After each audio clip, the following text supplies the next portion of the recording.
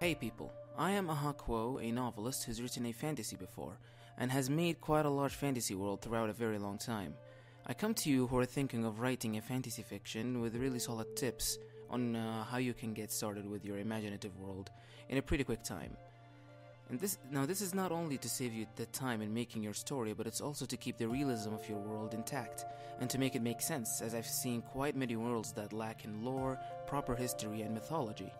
Now, please don't be scared into believing that making a fantasy realm is really hard or takes years to do.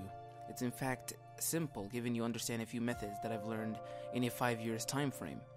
Now, I'm no great world builder, let me clear that up, but these things could actually help you in making your story come out. So why don't we just storm right into them without wait, shall we? First off, this method couldn't be any more straightforward. The steps are defined as only 3, and they are the name of the world, and then the map, and then the lore. Once you've made it through these 3 things, you will end up with a perfect fundamental, and that is the basis of the world itself. Because from there, you will be able to add more things and or modify your choices. So, let's think of a name. There are countless options for you. The name could be descriptive, or it could be completely nonsense, or have an actual meaning but behind a very complex word. So for me right now, I will settle with my own book's world, which is Soulhaven.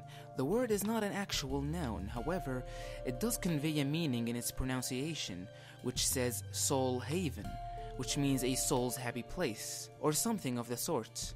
Now, we thought about that, and yes, I understand that maybe the name I've chosen isn't at all too great, but it's how fantasy worlds are. They are supposed to have odd naming. So, since we're done with that little portion, open up your favorite painting software, or bring in a sheet of paper and a pencil, because we will be drawing a draft for a map. Now, since you have a name for your world, think of how it looks like. So, let's say, is it large, or does it have an odd shaping, or is it very small? And then just sketch the land's shapes. For your info, it doesn't need to look right. After all, your world is fictional, and so it isn't bound to look realistic in terms of the physical form. So here I will use this map of Coleswood, which is a small island in the world of my book, which is Soulhaven. And once I've done it all, I will start to add in a few cities and towns here and there, wherever I please, because like I already stated, there aren't any boundaries in fiction. And so I keep adding and adding until I feel satisfied, and then take the completed map and start to connect its parts by roads, be it main roads which are usually used, and also the roads that hide between the trees, which bandits and scoundrels may come upon.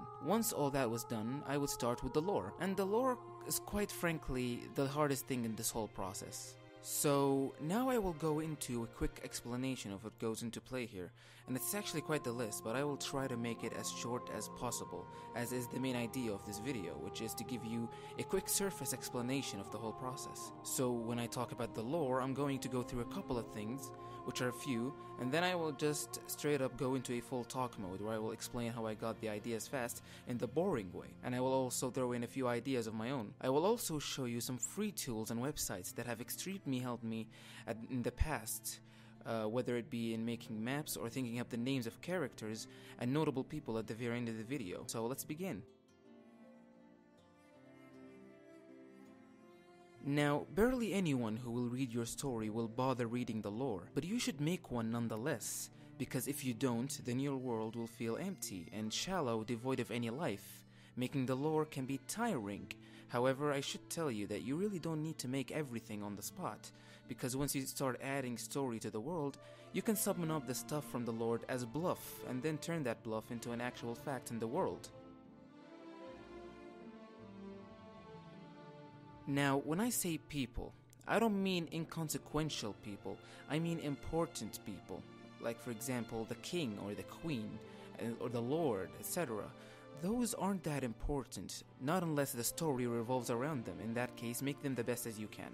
And if you want to make a new set of races like the elves, or just want to plainly make a new race that was never seen before, then wait till the end of the video where I will reveal some websites that can also help you in that manner. I also want to add to the races topic that there shouldn't be countless types of elves, because this is something that's been overused and overdone for, many times. They shouldn't have the same characteristics as the ones from currently popular books like Lord of the Rings, for example. Present the elves in your own way and make them different. Don't just give them a skin color and call it a day. And especially how the elves are always smart idea is too overused. Elves don't always have to be this majestic and smart race that is superior to all. And dwarves shouldn't always remain as bearded warriors who love drinking as much as killing the next enemy. My point is, change it up a bit, and races shouldn't even include elves anyway.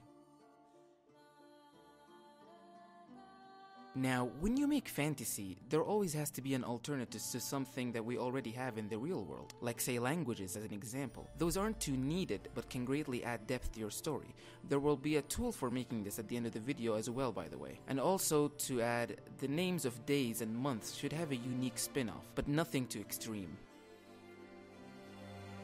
In pre-conclusion, that's all there is to it when wanting to start building your fantasy lore. And like I stated already, and this is really important, never make the whole lore in one go. Make the base of it and then start to add and fill it as you go along in the story of yours. It's kinda like discovering a world that had popped out of your head. Just as I said, turn a couple of bluffs into actual facts during the writing process, and in the end you should end up with something huge. And finally, in the actual conclusion, I will tell you about this website that I used for making this job easier. It's called Fantasy Names Generators, and it has a generator for almost everything. But most importantly, the website has a language creator plus a really good map designer that should kickstart your fiction. Anyhow, thanks for stopping by at this video. It is my first time making a video like this, so I do apologize if the quality isn't that great. But if this video helped you, then drop a like and click the subscribe button plus the notification bell, and I will see you guys in the next video. Stay creative.